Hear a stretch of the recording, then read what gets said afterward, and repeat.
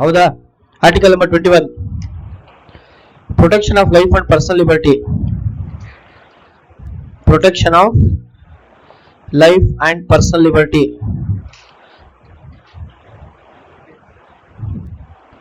ಜೀವಿಸುವ ಮತ್ತು ವ್ಯಕ್ತಿ ಸ್ವಾತಂತ್ರ್ಯದ ಸಂರಕ್ಷಣೆ.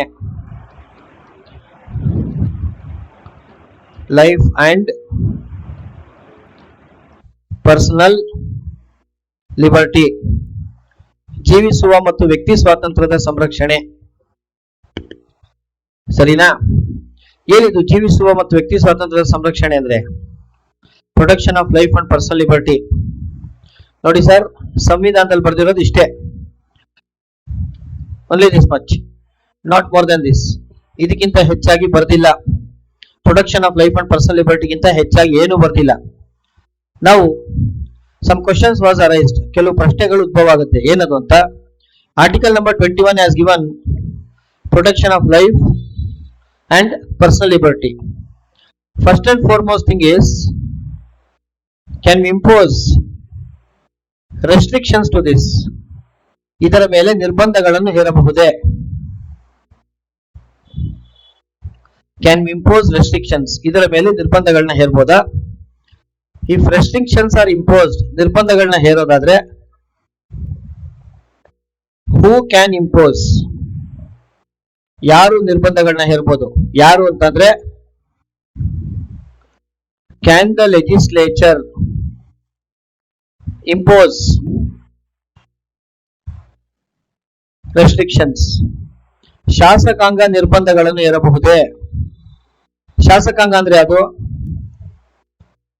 Parliament or state legislature by passing a law can it impose restrictions? ಸಂಸತ್ತು ಅಥವಾ ರಾಜ್ಯದ ವಿಧಾನಮಂಡಲ ಒಂದು ಶಾಸನವನ್ನು ರಚನೆ ಮಾಡುವ ಮೂಲಕ ನಿರ್ಬಂಧಗಳನ್ನು ಹೇರಬಹುದಾ? ಇದು ಮೊದಲನೇ ಪ್ರಶ್ನೆ. This is first question. Question number 2 ಏನು ಅಂತಂದ್ರೆ, second question, can the executive impose restrictions? ಕಾರ್ಯಾಂಗ ನಿರ್ಬಂಧಗಳನ್ನ ಹೇರಬಹುದಾ? ರೆಸ್ಟ್ರಿಕ್ಷನ್ಸ್ ಅಂತ ಅಂದ್ರೆ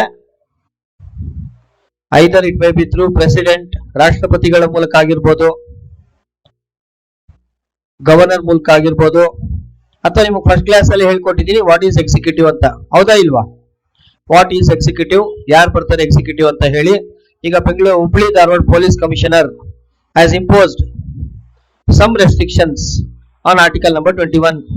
ಹುಬ್ಬಳ್ಳಿ ಧಾರವಾಡದ ಮಹಾನಗರ ಪಾಲಿಕೆಯ ಯಾರು ಆಯುಕ್ತರು, ಪೊಲೀಸ್ ಕಮಿಷನರ್ ಇದಾರಲ್ಲ, ಅವ್ರು ಕೆಲವು ರೆಸ್ಟ್ರಿಕ್ಷನ್ಸ್ ಇಂಪೋಸ್ ಮಾಡಿದ್ದಾರೆ ಆರ್ಟಿಕಲ್ ನಂಬರ್ 21 ಮೇಲೆ ಅಂತ ಅನ್ಕೊಳ್ಬೇಕಾದ್ರೆ. For example, so can the legislature impose restrictions ಒಂದ್ ಕಡೆ, ಮತ್ತೊಂದ್ ಕಡೆ can the executive impose restrictions through its actions? ಯಾರು ಇಂಪೋಸ್ ಮಾಡಬಹುದು? Who can impose? ಏನಾದ್ರು ಸಾಧ್ಯತೆ ಇದೆಯಾ ಅಂತ ಹೇಳಿ ಈ ಪ್ರಶ್ನೆನ ಫಸ್ಟ್ ಕೇಳಿದ್ದು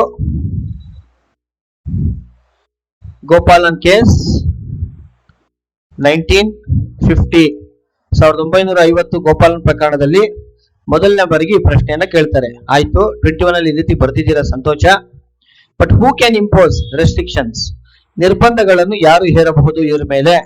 ಹೇರೋದಕ್ಕೆ ಸಾಧ್ಯತೆ ಇದೆಯಾ? If yes, who can impose ಅನ್ನೋದು ಪ್ರಶ್ನೆ. ಮೊದಲನೇ ಪ್ರಶ್ನೆ, can we impose restrictions? Second question ಏನು? Who can do that? Is it legislature or executive? Does the legislature have these powers or does the executive have these powers? Who can impose restrictions ಅನ್ನೋ ಪ್ರಶ್ನೆ ಕೇಳಿದಾಗ what was the judgment given by Gopalan case? Gopalan ಪ್ರಕರಣದಲ್ಲಿ ಏನಂತ ತೀರ್ಪು ಕೊಟ್ರು? what was the judgment? Legislature. So legislature can impose restrictions, but the executive does not have this power. ಕಾರ್ಯಾಂಗಕ್ಕೆ ಅಧಿಕಾರ ಇರುವುದಿಲ್ಲ. ಆದರೆ ಶಾಸಕಾಂಗ ನಿರ್ಬಂಧಗಳನ್ನು ಹೇರುವ ಅಧಿಕಾರವನ್ನು ಹೊಂದಿರುತ್ತದೆ. ಹೇಗೆ ನಿರ್ಬಂಧಗಳನ್ನ ಹೇರಬಹುದು ಅಂದ್ರೆ, by passing a law they can impose restrictions. ಈ ಜಡ್ಜ್ಮೆಂಟ್ ನ ಕೊಡುವಾಗ ಗೋಪಾಲನ್ ಕೇಸ್ ನಲ್ಲಿ ಯಾವ ಪ್ರಿನ್ಸಿಪಲ್ ಫಾಲೋ ಮಾಡಿದ್ರು madam? Which principle was followed while giving this judgment in Gopalan case? Anybody else? ಯಾರು ಬೇಕಾದ್ರೂ ಉತ್ತರ ಕೊಡ್ಬೋದು. Procedure established by law. ಏನಂತ ಪ್ರಿನ್ಸಿಪಲ್? ಅದು ಪೂರ್ತಿ ಕಥೆ ಹೇಳ್ಕೊಡ್ತೀನಿ, ಡೋಂಟ್ ವರಿ, ಏನು ಬರ್ಕೋಬೇಡಿ, ಕೇಳಿಸ್ಕೊಳ್ಳಿ ಸುಮ್ನೆ.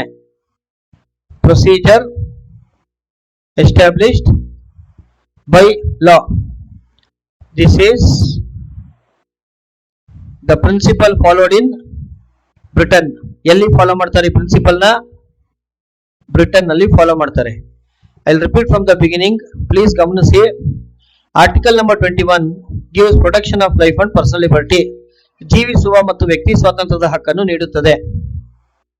ಎರಡು ಪ್ರಶ್ನೆಗಳು ಉದ್ಭವ ಆಗುತ್ತೆ. ಪ್ರಶ್ನೆ ಮೊದಲನೇದೇನು ಅಂದ್ರೆ, ಕ್ಯಾನ್ ಎನಿಬಡಿ ಇಂಪೋಸ್, ಯಾರಾದರೂ ಸರಿ ಇದರ ಮೇಲೆ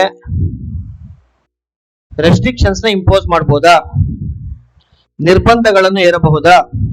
ಜೀವಿಸುವ ಹಕ್ಕು ಮತ್ತು ವ್ಯಕ್ತಿ ಸ್ವಾತಂತ್ರ್ಯದ ಸಂರಕ್ಷಣೆ ಅಂತ ಏನ್ ಕೊಟ್ಟಿದ್ದೀರಲ್ಲ, ಅದಕ್ಕೆ ನಿರ್ಬಂಧಗಳನ್ನ ಹೇರಬಹುದಾ? ಕ್ಯಾನ್ ದ ಇಂಪೋಸ್ ರೆಸ್ಟ್ರಿಕ್ಷನ್ಸ್ ಅನ್ನೋದು ಮೊದಲನೇ ಪ್ರಶ್ನೆ. ಎರಡನೇ ಪ್ರಶ್ನೆ, ಹೂ ಕ್ಯಾನ್ ಇಂಪೋಸ್, ಯಾರಿಗೆ ಇದನ್ನ ಹೇರೋದಕ್ಕೆ ಅಧಿಕಾರ ಇರುತ್ತೆ? Is it legislature? ಲೆಜಿಸ್ಲೇಚರ್ ಅಂದ್ರೆ parliament are the state legislature by passing a ಲಾ, ಒಂದು ಕಾನೂನನ್ನ ಜಾರಿಗೆ ತರುವ ಮೂಲಕ ರೆಸ್ಟ್ರಿಕ್ಷನ್ಸ್ ನ ಇಂಪೋಸ್ ಮಾಡಬಹುದಾ? ಸೆಕೆಂಡ್ ಕ್ವಶನ್ ಏನು ಅಂತಂದ್ರೆ, ಎಕ್ಸಿಕ್ಯೂಟಿವ್ ಕಾರ್ಯಾಂಗ, can the executive through its actions impose what? restrictions. So two questions were raised, in which case, which year? 1950. ಎರಡು ಪ್ರಶ್ನೆಗಳು ಉದ್ಭವ ಆಗುತ್ತೆ ಗೋಪಾಲನ್ ಪ್ರಕರಣ 1950ರಲ್ಲಿ. ಈ ಪ್ರಶ್ನೆಗಳು ಉದ್ಭವ ಆದಾಗ ಗೋಪಾಲನ್ ಕೇಸ್ ಅಲ್ಲಿ ಸುಪ್ರೀಂ ಕೋರ್ಟ್ ಏನ್ ಜಡ್ಜ್ಮೆಂಟ್ ಕೊಟ್ಟಿದೆ ಅಂತ ಹೇಳಿದ್ರೆ, the legislature by passing a law can impose what? Restrictions. ಶಾಸಕಾಂಗ ಒಂದು ಶಾಸನವನ್ನು ತರುವ ಮೂಲಕ ನಿರ್ಬಂಧ ಹೇರಬಹುದು, ಆದರೆ ಎಕ್ಸಿಕ್ಯೂಟಿವ್ ಪವರ್ಸ್ ಇರೋದಿಲ್ಲ. ಈ ಜಡ್ಜ್ಮೆಂಟ್ ಕೊಡುವಾಗ ಸುಪ್ರೀಂ ಕೋರ್ಟ್ ಫಾಲೋ ಮಾಡಿದಂತ ಪ್ರಿನ್ಸಿಪಲ್ ಯಾವುದು ಅಂದ್ರೆ, ಪ್ರೊಸೀಜರ್ ಎಸ್ಟಾಬ್ಲಿಷ್ಡ್ ಬೈ ಲಾ. ಈ ಪ್ರೊಸೀಜರ್ ನ ಈ ಪ್ರಿನ್ಸಿಪಲ್ ಎಲ್ಲಿ ಫಾಲೋ ಮಾಡ್ತೀವಿ? It is followed in Britain. ನೆನ್ಪಿಟ್ಕೊಳ್ಳಿ ಅಷ್ಟೇ, ಪ್ರೊಸೀಜರ್ ಎಸ್ಟಾಬ್ಲಿಷ್ಡ್ ಬೈ ಲಾ ಅಂದ್ರೆ ನಿಮ್ಗೇನು 1 hour ಬಿಟ್ಟು ಹೇಳಲ್ಲ, ಈಗಲೇ ಹೇಳ್ತಾ ಇದ್ದೀನಲ್ಲ, ಸರಿನಾ? ಫಸ್ಟ್ ಅದು ನೆನ್ಪಿಟ್ಕೊಳ್ಳಿ, ಏನದು?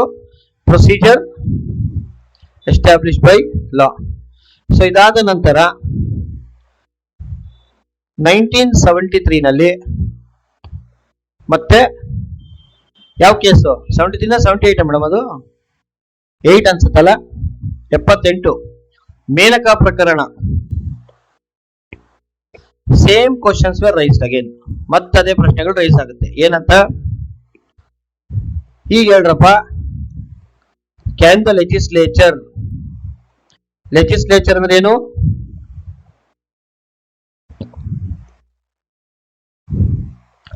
ಪಾರ್ಲಿಮೆಂಟ್ ಮತ್ತೆ ಸ್ಟೇಟ್ ಲೆಜಿಸ್ಲೇಚರ್ ಆರ್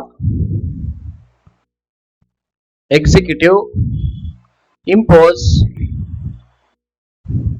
ರೆಸ್ಟ್ರಿಕ್ಷನ್ಸ್, ನಿರ್ಬಂಧಗಳನ್ನು ಹೇರಬಹುದೇ? ಶಾಸಕಾಂಗ ನಿರ್ಬಂಧಗಳನ್ನ ಹೇರಬಹುದಾ, ಕಾರ್ಯಾಂಗ ನಿರ್ಬಂಧಗಳನ್ನ ಹೇರಬಹುದಾ ಅಂತ ಮತ್ತೊಂದ್ಸಲ ಪ್ರಶ್ನೆ ಕೇಳಿದಾಗ ಮೇನಕಾ ಕೇಸಲ್ಲಿ ಸುಪ್ರೀಂ ಕೋರ್ಟ್ ಹೇಳ್ತಾ ಇದೆ, ನೈದರ್ ದ ಲೆಜಿಸ್ಲೇಚರ್ ನಾರ್ the executive can impose restrictions, ನಿರ್ಬಂಧಗಳನ್ನು ಹೇರಲು ಸಾಧ್ಯವಿರುವುದಿಲ್ಲ. ಆರ್ಟಿಕಲ್ 21 ಅಲ್ಲಿ ಕೊಟ್ಟಿರುವಂತಹ protection of life and personal liberty ಮೇಲೆ ರೆಸ್ಟ್ರಿಕ್ಷನ್ಸ್ ನ ಇಂಪೋಸ್ ಮಾಡೋದಕ್ಕಾಗೋದಿಲ್ಲ. ಮೊನ್ನೆ ಇದಕ್ಕೆ ರಿಲೇಟೆಡ್ ಒಂದು ಕರೆಂಟ್ ಅಫೇರ್ಸ್ ಹೇಳ್ಬೇಕು ಅಂತಂದ್ರೆ, ಎನ್ಫೋರ್ಸ್ಮೆಂಟ್ ಡೈರೆಕ್ಟರೇಟ್, ಜಾರಿ ನಿರ್ದೇಶನಾಲಯದ ಬಗ್ಗೆ ನಿಮ್ಗೆಲ್ಲರಿಗೂ ಗೊತ್ತು. ಇಡಿ ಅಂತ ಏನ್ ಹೇಳ್ತಿರಲ್ಲ, ಆಗಾಗ ಡಿ ಕೆ ಶಿವಕುಮಾರ್ ಅವ್ರ ಮನೆ ಮುಂದೆ ಬಂದು ಮಾತಾಡ್ಸ್ಕೊಂಡು ಕಷ್ಟ ಸುಖನ ಹೋಗಲ್ವಾ? ಇಡಿ ಎನ್ಫೋರ್ಸ್ಮೆಂಟ್ ಡೈರೆಕ್ಟರೇಟ್, ಜಾರಿ ನಿರ್ದೇಶನಾಲಯ, ಹೌದು ತಾನೆ? ಸೊ ಜಾರಿ ನಿರ್ದೇಶನಾಲಯ ಅಥವಾ ಎನ್ಫೋರ್ಸ್ಮೆಂಟ್ ಡೈರೆಕ್ಟರೇಟ್ ಯಾವ ಆಕ್ಟ್ ಅನ್ನ ಅನುಷ್ಠಾನಕ್ಕೆ ತರುತ್ತೆ? Which law is implemented by ED? Which law? ಯಾವ ಕಾಯ್ದೆಯನ್ನ ಜಾರಿಗೆ ತರೋದಕ್ಕೋಸ್ಕರ ಇಡಿ ಅನ್ನೋ ಒಂದು ಸಂಸ್ಥೆಯನ್ನ ಸ್ಥಾಪನೆ ಮಾಡಿದ್ದೀರಾ? ಹೇಳ್ರಿ. ಈ ಬ್ಯಾಚ್ ಬಗ್ಗೆ ನನಗೆ ಬಹಳ ಗೌರವ, ಹೈ ಎಕ್ಸ್ಪೆಕ್ಟೇಷನ್ಸ್ ಎಲ್ಲ ಇದೆ. ನೀವೇನ್ ಸೈಲೆಂಟ್ ಆಗಿ ಕೂತ್ಬಿಟ್ಟಿದ್ದೀರಾ?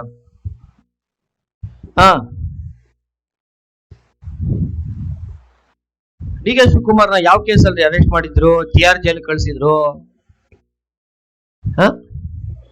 Prevention of money laundering act, ಅಕ್ರಮ ಹಣಕಾಸು ವರ್ಗಾವಣೆ ಕಾಯ್ದೆ 2002 2002 PMLA ಆಕ್ಟ್ ಅಂತ ಕರಿತೀರಾ. ಮತ್ತೆ ಇನ್ಯಾವ ಆಕ್ಟ್ ನ ಅವರು ಜಾರಿಗೆ ತರೋದು? ಇಡಿ. ಮೇಡಮ್, ಫೈನಾನ್ಷಿಯಲ್ ಕ್ರೈಮ್ಸ್ ಯಾವ ಆಕ್ಟ್ ಅಲ್ಲಿ ಜಾರಿಗೆ ಬರುತ್ತೆ? ಒಂದು ಫೆಮಾ ಮೇಡಮ್, FEMA, ಇನ್ನೊಂದು PMLA. ಇದನ್ನ ಯಾರು ಮರಿಬೇಡಿ ಇನ್ಮೇಲೆ, ಸರಿನಾ?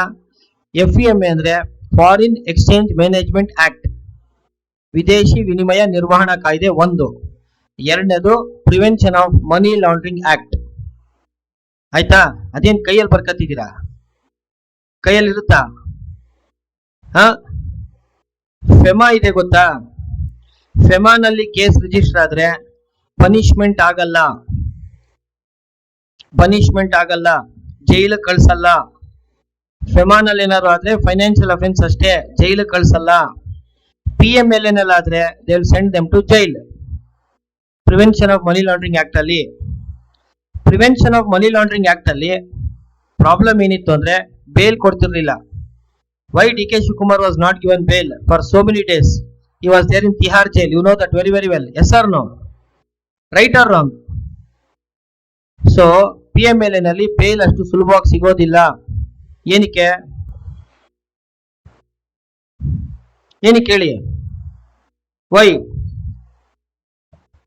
ಕೇಳಿಸ್ಕೊಳ್ಳಿ, ಬರ್ಕಳಕ್ ಬಿಟ್ಬಿಟ್ಟು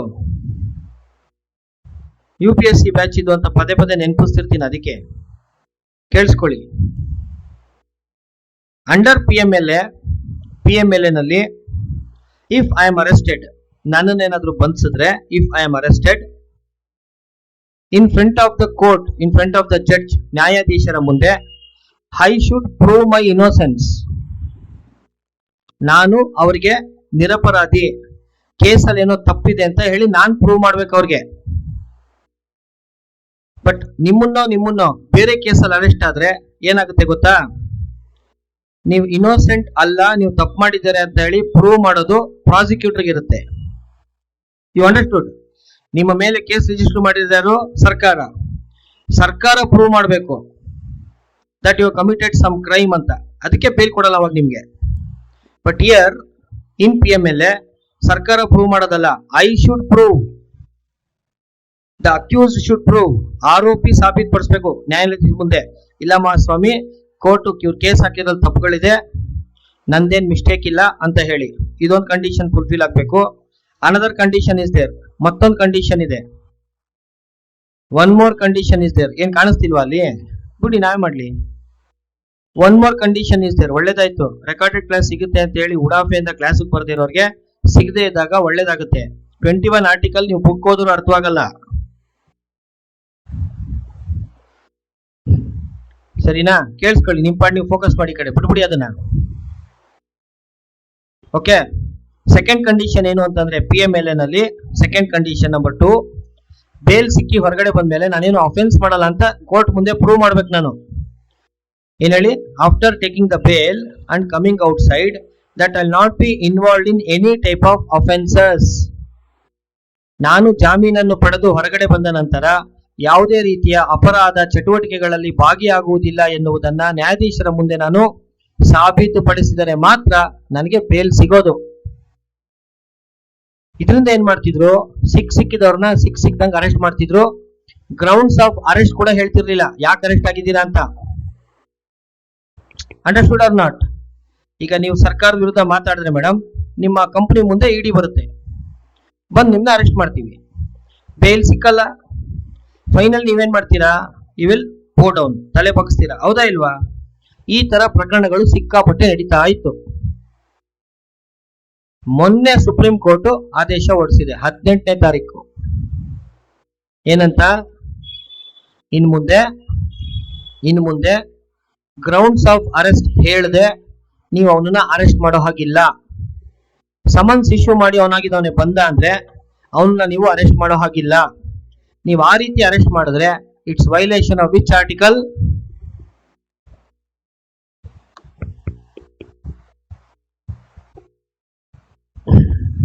ಪರ್ಸನಲ್ ಲಿಬರ್ಟಿ, ವ್ಯಕ್ತಿಗತ ಸ್ವಾತಂತ್ರ್ಯದ ಉಲ್ಲಂಘನೆ ಆಗುತ್ತದೆ. You arrest him and you don't give him bail, is not yet proved. ಅವ್ನು ಸಾಬೀತಾಗಿಲ್ಲ, ಅವನ್ ಅರೆಸ್ಟ್ ಮಾಡಿದ್ದೀರಾ, ಬೇಲ್ ಕೊಟ್ಟಿಲ್ಲ ಅವನ್ಗೆ ಅಂತಂದ್ರೆ ಏನ್ ಉಲ್ಲಂಘನೆ ಆಯ್ತು ಇಲ್ಲಿ?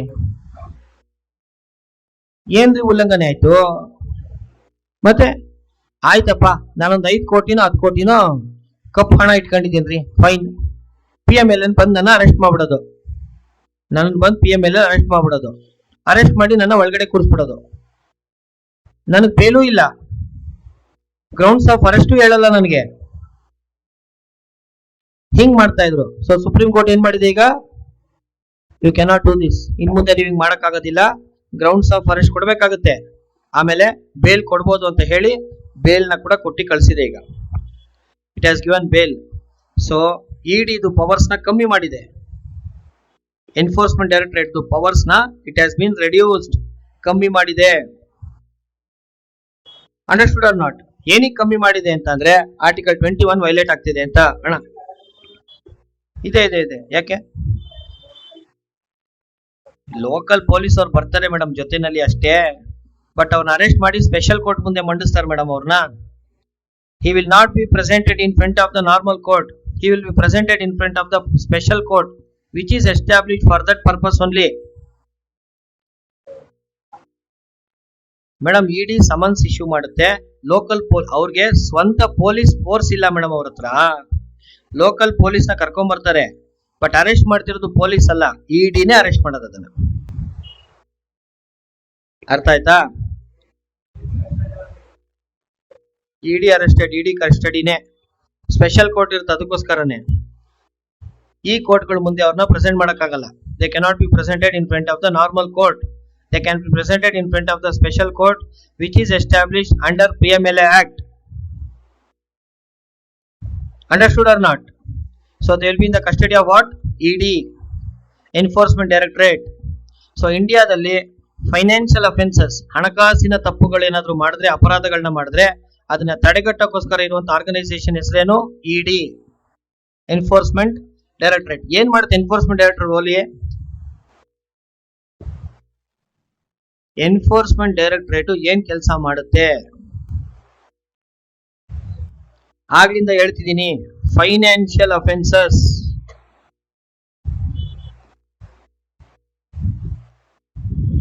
ಅದಕ್ಕೆ DK ಶಿವಕುಮಾರ್ ಹೇಳೋದು ನಾನ್ ಕೊಲೆ ಮಾಡಿಲ್ಲ, ರೇಪ್ ಮಾಡಿಲ್ಲ. ಹಣಕಾಸಿನ ಅಪರಾಧ, ಫೈನಾನ್ಷಿಯಲ್ ಅಫೆನ್ಸ್. ಫೈನಾನ್ಷಿಯಲ್ ಅಫೆನ್ಸ್ ನ ಕೇಸ್ ಹಾಕೋದಿಕ್ಕೆ, ಸಮನ್ಸ್ ಇಶ್ಯೂ ಮಾಡೋದಿಕ್ಕೆ ನಿಮ್ಗಿರುವಂತಹ ಸಂಸ್ಥೆಯ ಹೆಸರು ED, ಎನ್ಫೋರ್ಸ್ಮೆಂಟ್ ಡೈರೆಕ್ಟರೇಟ್. ಸರಿನಾ? ಫೈನಾನ್ಷಿಯಲ್ ಅಫೆನ್ಸಸ್, ಹಣಕಾಸಿನ ಅಪರಾಧಗಳು. ಅವ್ರದ್ದು ಸ್ವಂತ ಪೊಲೀಸ್ ಫೋರ್ಸ್ ಇಲ್ಲ, ಅದಕ್ಕೆ ಏನ್ ಮಾಡ್ತಾರೆ, ಲೋಕಲ್ ಪೊಲೀಸ್ ಹೆಲ್ಪ್ ತಗೊಂಡ್ ಬರ್ತಾರೆ, ಬಟ್ ಅರೆಸ್ಟ್ ಮಾಡೋದು ಇಡಿನೇ. ಅರ್ಥ ಆಯ್ತಾ? ಮೊನ್ನೆ ಸುಪ್ರೀಂ ಕೋರ್ಟ್ ಕೊಟ್ಟಿರೋ ಜಡ್ಜ್ಮೆಂಟ್ ಕೂಡ, ಇಷ್ಟೆಲ್ಲ ನಾನು ಯಾಕೆ ಮಾತಾಡಿದೆ ಅಂದ್ರೆ 1978 ಅಲ್ಲಿ ಮೇನಕಾ ಕೇಸಲ್ಲಿ ಕೊಟ್ಟಂತ ಜಡ್ಜ್ಮೆಂಟ್ ಅಲ್ಲಿ ಒಂದು ಪ್ರಿನ್ಸಿಪಲ್ ಫಾಲೋ ಮಾಡ್ತಾರೆ, ಮತ್ತೊಂದು ಪ್ರಿನ್ಸಿಪಲ್. ಆ ಪ್ರಿನ್ಸಿಪಲ್ ಹೆಸರು ಡ್ಯೂ ಪ್ರೋಸೆಸ್ ಆಫ್ ಲಾ. ಮೊದಲನೇ ಜಡ್ಜ್ಮೆಂಟ್ ಕೊಡುವಾಗ ಏನ್ ಪ್ರಿನ್ಸಿಪಲ್ ಫಾಲೋ ಮಾಡಿದ್ರು?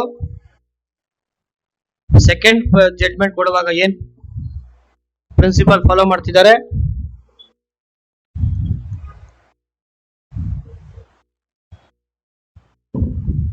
Now the question mark is, what is these principles? ಹೌದಾ ಇಲ್ವಾ? ಎರಡು ಸಿದ್ಧಾಂತಗಳು ಏನ್ ಹೇಳುತ್ತೆ? ಒಂದ್ ಕಡೆ ಪ್ರೊಸೀಜರ್ ಎಸ್ಟಾಬ್ಲಿಷ್ಡ್ ಬೈ ಲಾ ಅಂತ ಬರ್ತಿದ್ದೀನಿ, ಮತ್ತೊಂದ್ ಕಡೆ ಡ್ಯೂ ಪ್ರೊಸೆಸ್ ಆಫ್ ಲಾ ಅಂತ ಬರ್ತಿದ್ದೀನಿ. ಎರಡನ್ನು ಎಕ್ಸ್ಪ್ಲೈನ್ ಮಾಡ್ತೀನಿ. ಸದ್ಯಕ್ಕೆ ಇಷ್ಟು ಬರ್ಕೊಳ್ಳಿ ಬೇಗ.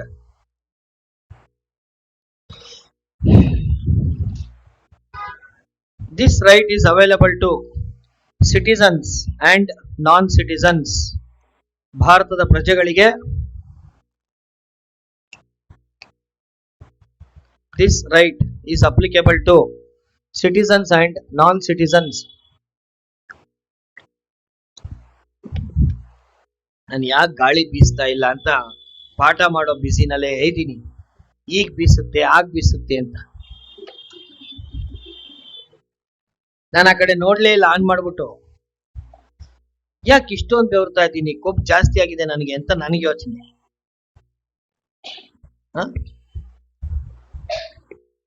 ನೋಡಿದ್ರೆ ನಿಮ್ ಕಡೆ ತಿರ್ಗಿಸಿಟ್ಕೊಂಡ್ಬಿಟ್ಟಿದ್ದೀರಾ. ಎಂತ ಪಾಪಿಗಳು ವಿದ್ಯಾರ್ಥಿಗಳು ನೀವು.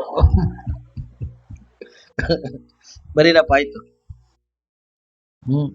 ನೆನ್ನೆ ಬೇರೆ RCB ಅವ್ರು ಬೇರೆ ಹೊಗೆ ಹಾಕ್ಸಿದ್ರು. ಸೊ ಓಕೆ ಅಮ್ಮ, ಇಟ್ಸ್ ಎ ಗೇಮ್ ಅಲ್ವಾ, ಕಂಟಿನ್ಯೂ ಅಷ್ಟೇ. ನೀವುಗಳು ಎಕ್ಸಾಮಿನೇಷನ್ ಫೇಲ್ ಆದಾಗ ನಿಮ್ಮ ಮನೆಯವರಿಗೆ ಬೈದ್ರೆ ಏನ್ ಮಾಡ್ತೀರಾ? ನಾನು ಎಫರ್ಟ್ ಹಾಕಿಲ್ವಾ, ಹೆಂಗಿತ್ತು ಗೊತ್ತಾ ಕ್ವಶನ್ ಪೇಪರ್ ಅಂತ ಮಾತಾಡ್ತೀರಾ ಮಾತಾಡಲ್ವಾ? ನಿಮ್ಗೆ ಅಪ್ಲೈ ಆಗೋ ರೂಲ್ಸ್ ಅವ್ರಿಗೆ ಅಪ್ಲೈ ಆಗಬಾರ್ದು. ಬರೀರಿ, this right is available to citizens and non citizens. Citizens and non citizens, ಪ್ರಜೆಗಳಿಗೆ ಮತ್ತು ಪ್ರಜೆಗಳಲ್ಲದವರಿಗೆ ಅನ್ವಯವಾಗುತ್ತದೆ. ಇನ್ 1950 ಗೋಪಾಲನ್ ಕೇಸ್, 1950 ಗೋಪಾಲನ್ ಪ್ರಕರಣದಲ್ಲಿ two questions were raised in the Supreme Court. Two questions were raised in the Supreme Court. ಸರ್ವೋಚ್ಚ ನ್ಯಾಯಾಲಯದಲ್ಲಿ ಎರಡು ಪ್ರಶ್ನೆಗಳನ್ನು ಕೇಳಲಾಯಿತು.